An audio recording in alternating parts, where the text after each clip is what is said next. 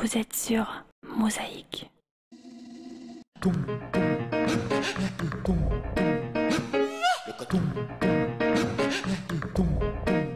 Vous êtes eu en grand sur Mosaïque. À chacun son point de vue.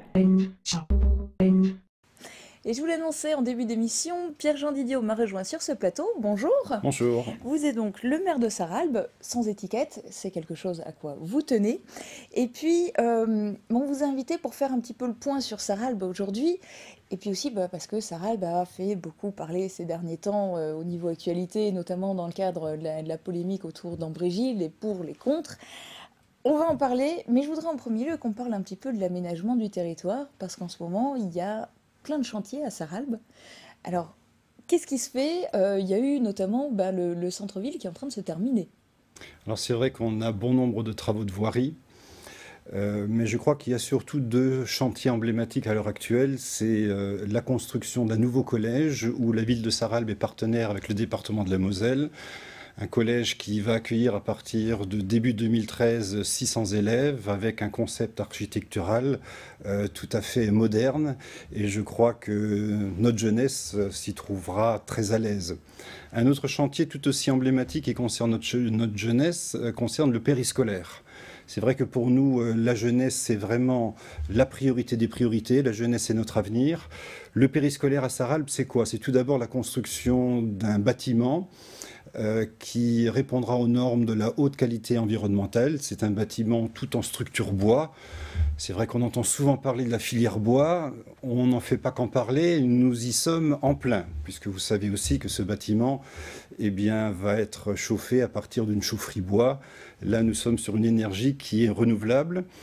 Il n'y a pas simplement le bâtiment du périscolaire, on a un vrai programme d'action vis-à-vis de notre jeunesse, puisque à partir de Pâques 2012, nos jeunes élèves de maternelle et de primaire pourront être accueillis dans le périscolaire avant l'école, entre midi, après l'école, mais aussi pendant les petites vacances, pendant les grandes vacances, pendant les mercredis et samedis.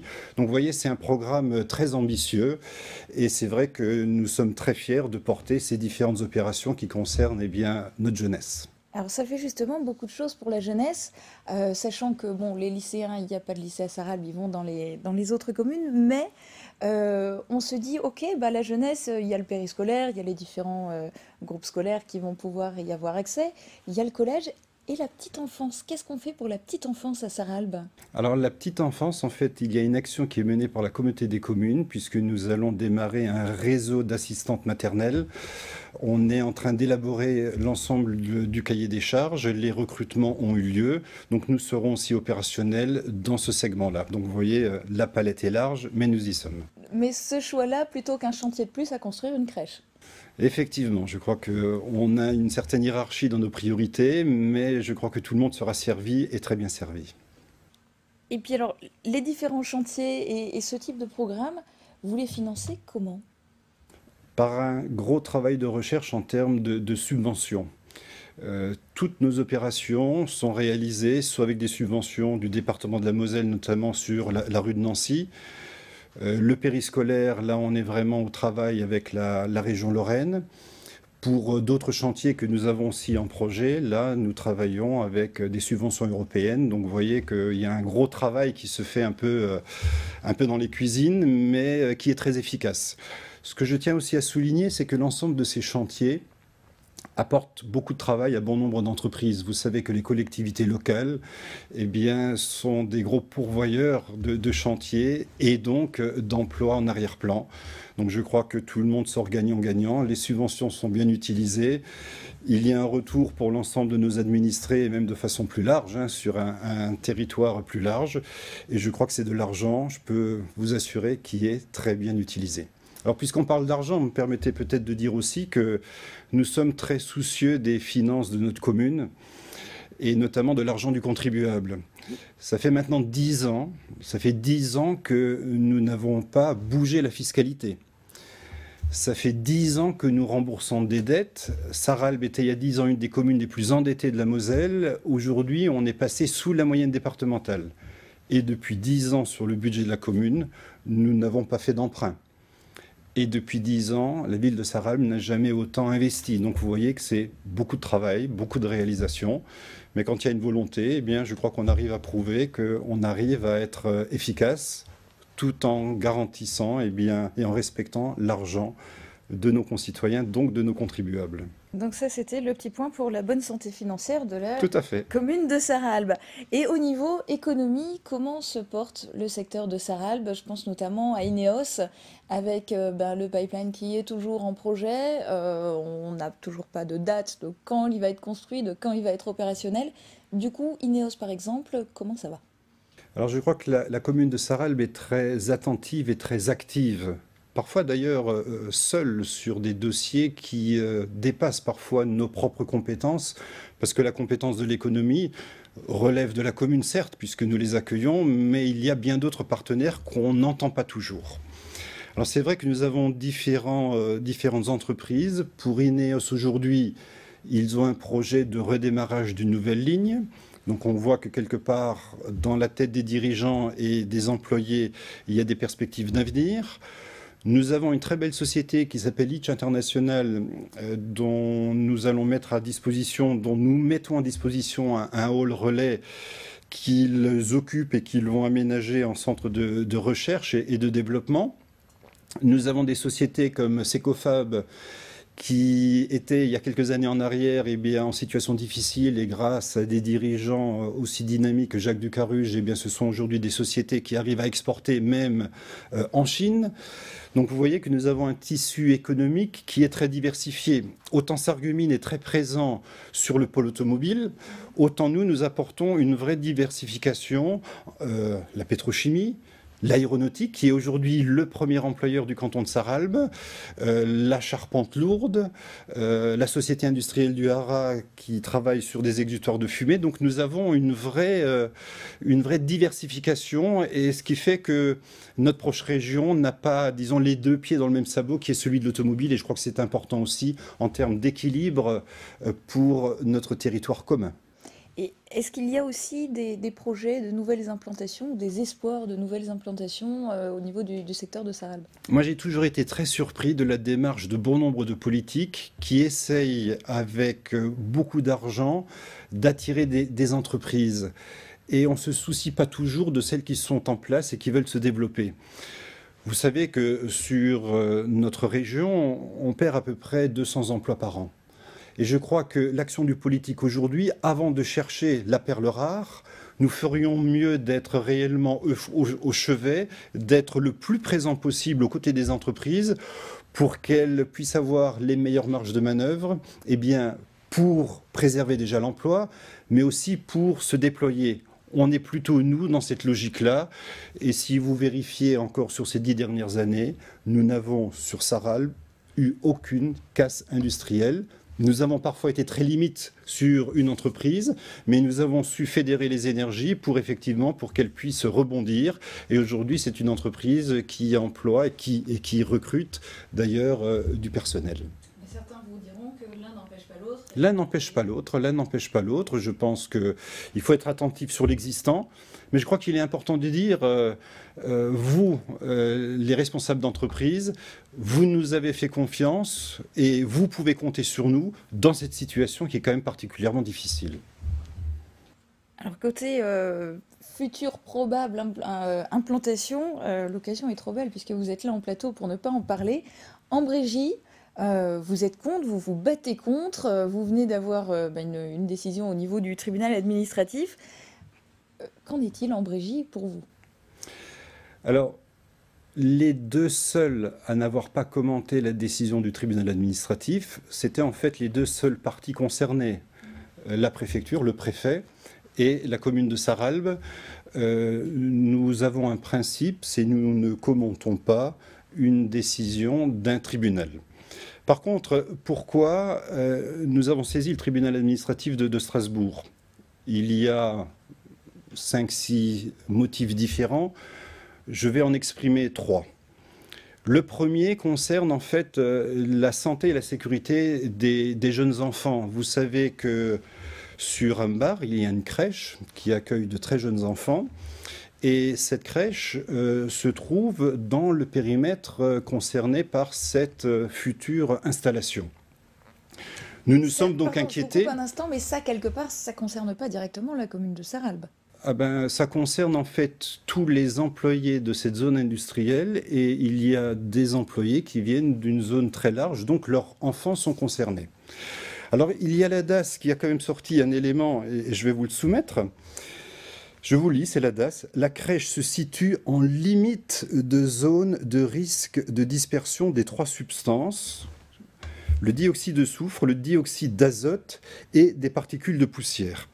Vous savez, je fais partie d'une génération qui est la génération de Tchernobyl, où en tant que braves Français, on nous avait expliqué, l'administration, ben écoutez, braves gens, dormez tranquille, il y a une frontière et les frontières sont étanches. Quand je lis que la crèche se situe en limite des zones de dispersion, vous savez, je crois qu'aujourd'hui, les Français s'interrogent quand il y a ce type d'affirmation. Nous avons eu Tchernobyl avec la fameuse frontière. Nous avons eu le sang contaminé, nous avons eu la vache folle, nous avons eu la grippe H1N1 où chaque fois nous avions des autorités qui venaient, qui nous disaient écoutez, tout est sous contrôle. Je pense que les citoyens sont aujourd'hui des citoyens adultes et responsables et concernant comme ça une limite où on dit ben vous voyez on est protégé par une limite. On s'interroge quand même beaucoup. C'est pour ça que nous avons interrogé le tribunal administratif. Un deuxième élément concerne le PPRT, le plan de prévention des risques technologiques. Nous avons une société INEOS installée à Sarralbe et sur le banc de Villerval d'ailleurs, où le projet Ambrégy veut installer dans la zone la plus dangereuse, la zone classée rouge. C'est la zone de dépotage, c'est là où on sort le gaz des wagons pour les mettre dans des tuyaux qui rejoignent l'usine. Dans cette zone-là, on veut y mettre une station de pompage électrique. Imaginez-vous la situation, parce que ça s'est déjà produit, vous avez une fuite de gaz et vous avez des pompes électriques qui tournent et vous connaissez les volumes d'eau qui vont être prélevés, donc c'est vraiment des pompes qui vont être énormément sollicitées. S'il y a le moindre incident, qu'en est-il en termes de sécurité pour les employés et pour les communes de Sarralbe et de Villerval? Voilà encore une interrogation que nous avons soumise au tribunal administratif. La troisième, mais j'en dirai pas plus, concerne le PLU de Hambar. Pour celles et ceux qui sont intéressés par ce sujet, nous avons mis en ligne l'argumentaire que nous avons développé au tribunal administratif que vous allez pouvoir consulter sur le site de l'association de la DPSE.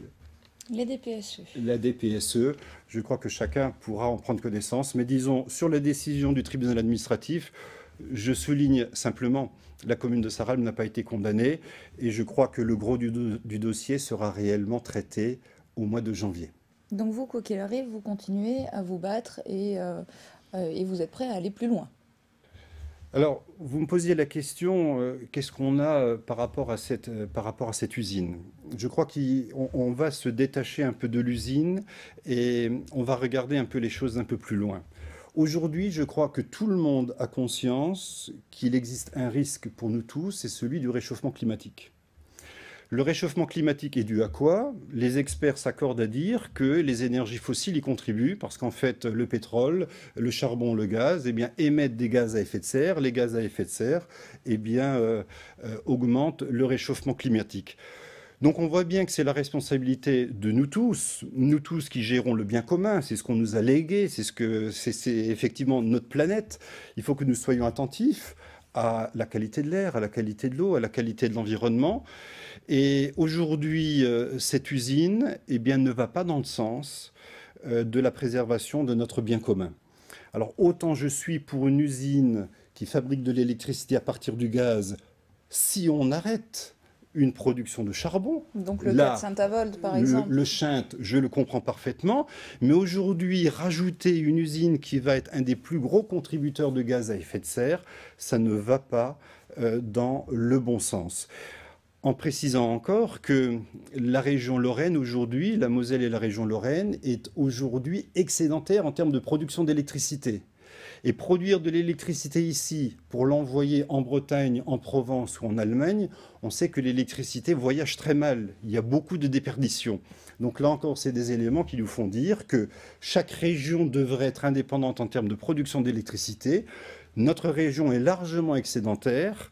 C'est un projet qui est un projet financier, certes, mais ce n'est pas un projet qui va dans le sens de la préservation, je me répète, de notre bien commun qui est celui de notre environnement général. Politiquement, du coup, quelles sont les conséquences? Parce que ce projet en Brégie, c'est l'initiative d'un privé, de Direct Énergie, mais fortement soutenu par la communauté d'agglomération Sarreguemines-Confluence. Du coup, vous, en tant que maire de Sarralbe, quelles sont vos relations avec les élus de la Casque? Écoutez, Ambrégie est avant tout et surtout soutenu par les actionnaires de Direct Énergie, dans lesquels on trouve quand même des personnalités très proches du pouvoir en place.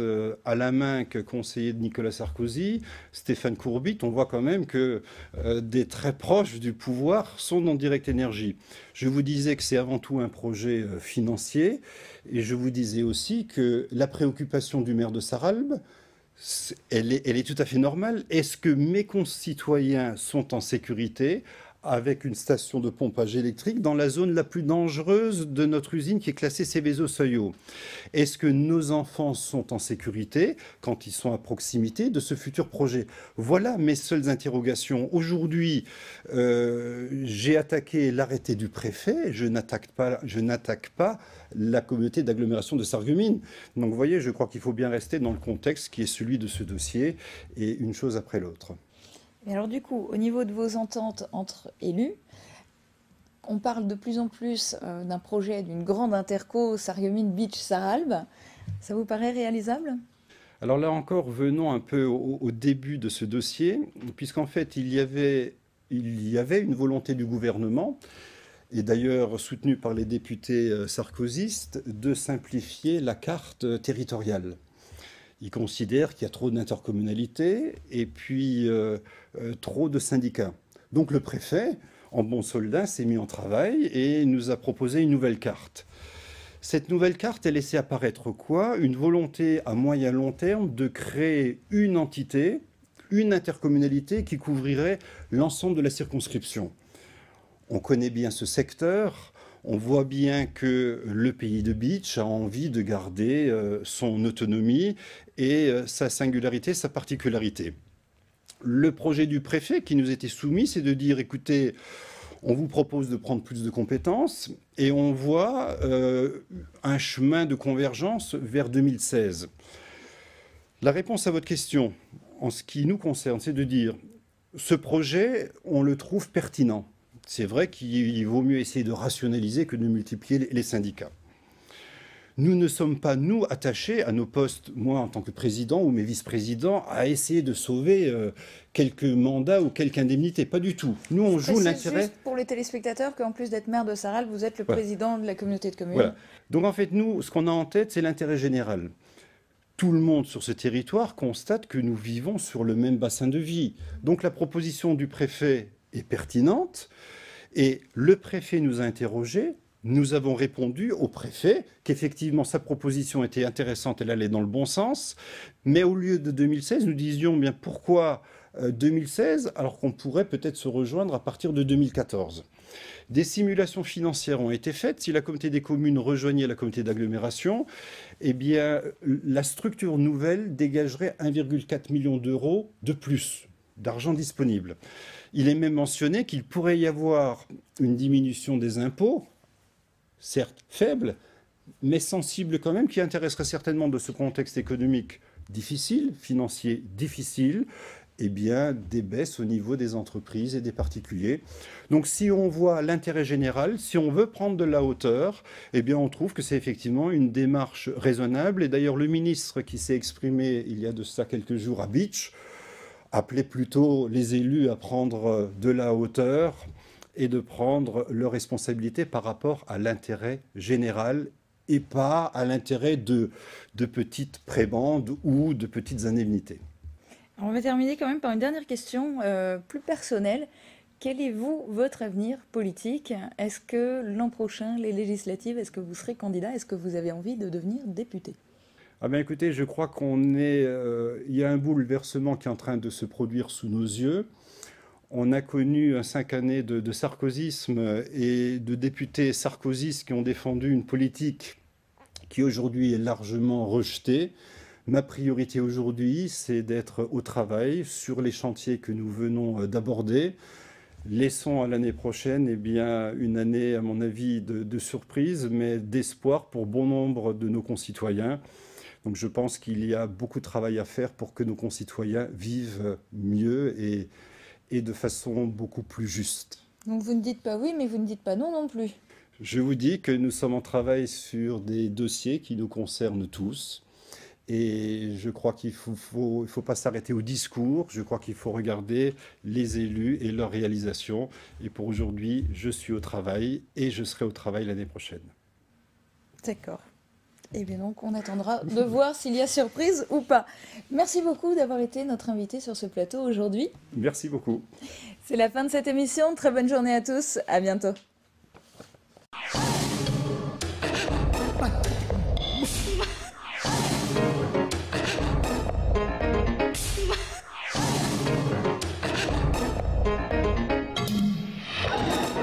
Mosaïque vous remercie de votre fidélité.